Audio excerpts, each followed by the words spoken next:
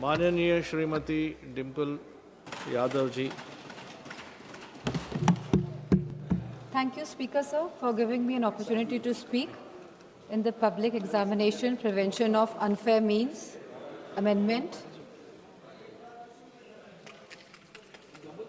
जैसे सुप्रिया जी ने कहा कि 2024 में यह बिल संसद में आ चुका है और आज यहाँ पे अमेंडमेंट हो रहा है। 2024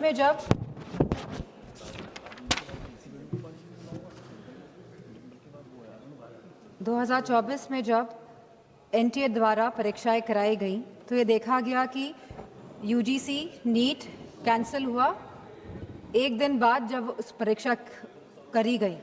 CSIR NEET, NET PG, CUET ये सब डिले हुए और कैंसिल हुए। इसके बाद सीबीआई इन्वेस्टिगेशन बैठी और आज तक उस इन्वेस्टिगेशन का क्या परिणाम निकला है ये नहीं पता है। तो हम चाहेंगे मंत्री से कि ये बताएं कि इसका क्या परिणाम निकला और कौन कौन लोग इसमें कन्विक्ट हुए। Government appointed an expert panel, made 101 recommendation, and the centre assured the court on 2nd January 2025 it would implement all of them. इसके बावजूद भी 3 मई 2026 को नीट की परीक्षाएं हुई, 12 मई को परीक्षाएं रद्द हो गई और फिर सरकार ने री एग्ज़ाम कराया 21 जून को। लेकिन सवाल इस बात का है कि जब 2024 में कानून बिल पास हो गया था तभी भी ये लीकेज क्यों हुई? ये जो 2024 के बाद भी जो ये लीकेज हुई है, कहीं एक षड्यंत्र तो नहीं है सरकार का? या तो ये षड्यंत्र है या तो सरकार के जो सिस्टम है इसमें परमानेंट लीकेज है। पिछले 2021 से 2026 तक लगभग 90 स्टूडेंट्स ने आत्महत्या की है। और इसी के साथ पिछले 40 दिनों में 20 स्टूडेंट्स ने आत्महत्या करी है। और मैं उन सभी का नाम यहाँ लेना चाहूँगी क्योंकि ये आंकड़े नहीं हैं अध्यक्ष जी, ये हमारे बच्चे हैं जिन्होंने अपनी जान गंवाई है इस शिक्षा सिस्टम प्रणाली की वजह से। इनका नाम है चंचल भारती जी, जो ये अब हमारे बीच में नहीं रहे हैं बच्चे, ऋतिक मिश्रा जी, प्रदीप कुमार जी, आकांक्षा चतुर्वेदी जी, शेख सना जी, S Gopika ji, C Vidyanand ji, Simran, are रोशनी, सुशील ढांगे, सिद्धार्थ हेगड़े, अनु कीरथना, भाग्यश्री, अनिष्का पांडे, उमेश माली, रेनू मीना, रिया कुमारी थापा, शिवानी यादव, रीमा बेगम, मैथैली अशोक सोनावने। आज हम सब इसी के साथ सलाम करते हैं, सराहना करते हैं, प्रशंसा करते हैं हमारे युवाओं की, हमारे छात्रों की, हमारे जेनजी की, उनकी हौसले की, उनकी हिम्मत की, जो इस शासन से, इस प्रशासन से डरे नहीं, जिन्होंने मुकाबला किया अहंकारी सरकार के आगे। ये पूरा जंतर मंतर का जो आंदोलन है ये पिछले 1 महीने से ज़्यादा से चल रहा था और बहुत ही शांतिपूर्ण तरीके से चल रहा था। हर स्टेट से बच्चे आ रहे थे, जा रहे थे। 16 तारीख को इसमें अनशन भी करा गया, लगभग 37 स्टूडेंट्स अनशन पे बैठे और इसी के साथ सोनम वांगचुक जी भी इस अनशन पे बैठे।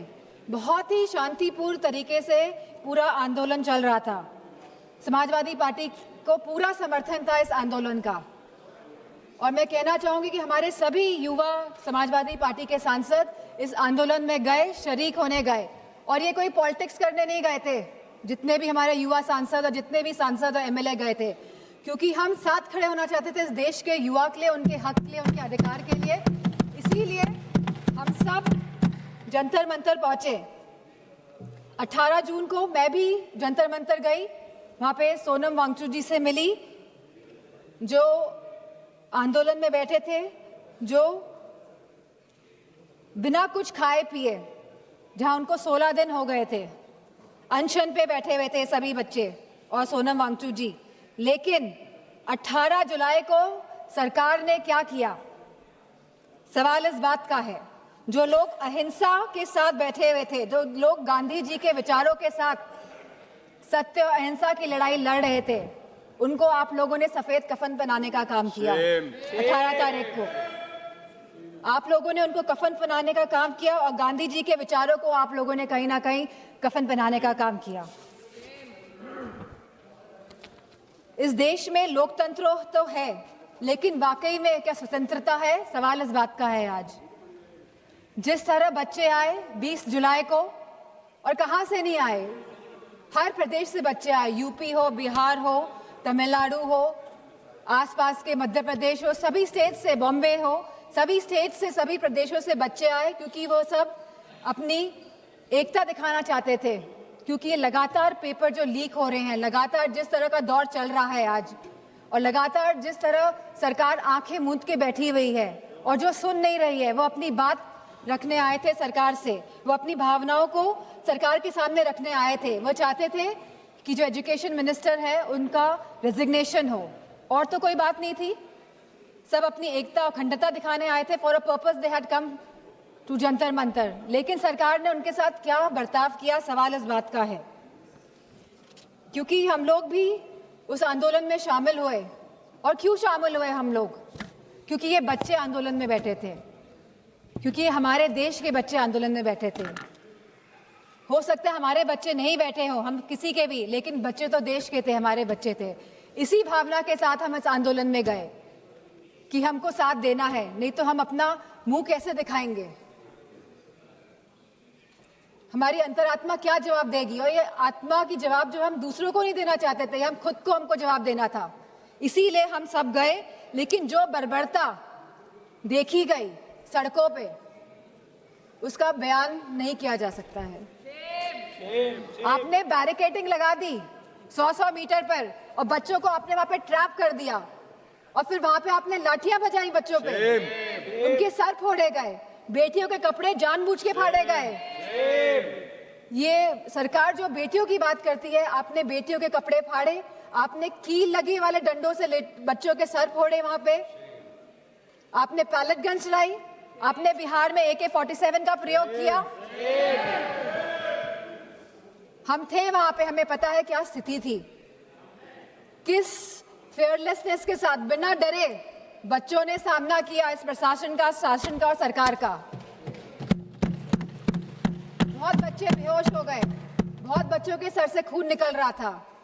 They were feeling humiliated. I could feel their pain because I was there. और मैं समझती हूँ जितने भी लोगों ने, जितनी भी माताओं ने, और मैं समझती हूँ पुरुषों ने भी ये रील्स देखी है इंस्टाग्राम में, सोशल मीडिया के माध्यम से, जो भारतीय जनता पार्टी के लोग छुपा नहीं पाए अपनी गोदी मीडिया द्वारा। तो सबका दिल कहीं ना कहीं आहत हुआ।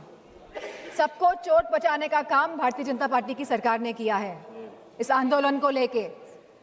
और जिस तरह से बेटियां इस ट्रॉमा से गुजरी हैं, वो बोल नहीं पा रही थी ठीक से, वो सांस नहीं ले पाई थी ठीक से। जिस तरह से आपने छातियों पे बच्चों का वार किया है, मैं समझती हूँ कहीं ना कहीं आप सबके आगे तो आएगा ही है, कोई भूलने वाला है नहीं। यहाँ पे लोग इमरजेंसी की बात करते हैं, 50 साल पहले इमरजेंसी लगी थी और आज भी इमरजेंसी की बात होती है। लेकिन इमरजेंसी अगर वाकई में आप लोगों को देखनी थी तो आप आते हो सड़कों में, देखते कि इमरजेंसी क्या होती है। जहाँ बच्चे खून पसीना बहा रहे थे सड़कों पे, वहां पे आप सब लोग बहुत ही महफूज तरीके से बैठे हुए थे संसद के अंदर। और यहाँ पे बहुत सारे सांसद जो पता नहीं क्या क्या बयान दे रहे हैं बच्चों के लिए, अभद्र भाषा का प्रयोग कर रहे हैं। और साथ में एक सांसद तो आए थे, कह रहे थे कि बहुत ही अराजक तत्व थे। क्या आप हमारे बच्चों को अब अराजक तत्व कहेंगे?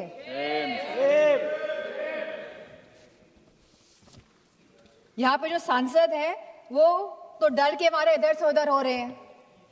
सरकार को डिलिमिटेशन बिल पास कराना है तो दबाव बनाया जा रहा है सब पे कि आप इधर हो जाइए, आप उधर हो जाइए, लेकिन आप लोग बच्चों पे कोई दबाव नहीं बना पाए। और हमें बहुत फक्र है इस बात का कि हमारे बच्चे झुके नहीं आपके आगे, इस सरकार के आगे नतमस्तक नहीं हुए। आप लोग तो अमेरिका वालों के सामने नतमस्तक होके आ गए। लेकिन हमें फक्र है कि हमारे बच्चे लड़े और इस लड़ाई को जीते। और मुझे खुशी इस बात की है कि समाजवादी पार्टी पूरी तरह से यूथ के साथ, छात्रों के साथ खड़ी रही और आगे भी हमेशा खड़ी दिखाई देगी।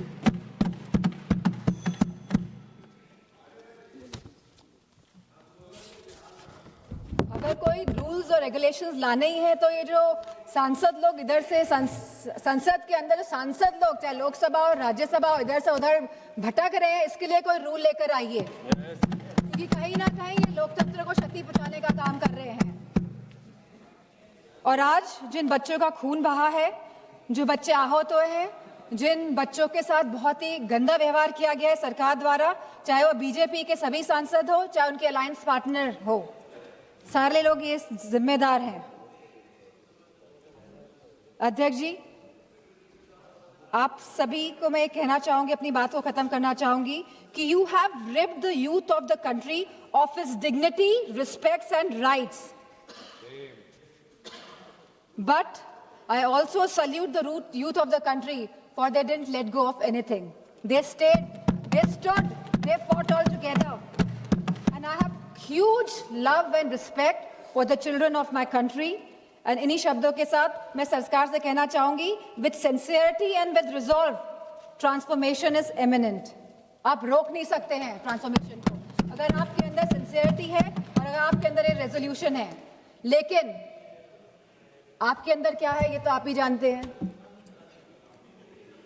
मैं चाहूंगी कि होम मिनिस्टर आके जवाब दे, जो हमारे बच्चों के साथ बर्बरता की गई। आज आप भारत को डेमोक्रेटिक कंट्री कहते हैं, लेकिन जिस तरह आपने मारा, पीटा और आज भी आप चिन्हित करने का काम कर रहे हैं, तो मैं चाहूंगी कि होम मिनिस्टर आए और इस बात का जवाब दे कि आखिरकार दिल्ली की सड़कों में इतने बड़े आंदोलन में, जहां सभी बच्चे थे, निहत्थे थे, अहिंसा के भाव के साथ आए थे, बिना किसी अस्त्र और शस्त्र के, आप लोगों ने इतना हिंसा का प्रयोग क्यों किया? इसी के साथ मैं अपनी बात को समाप्त करती हूं। माननीय श्री अरुण भारती जी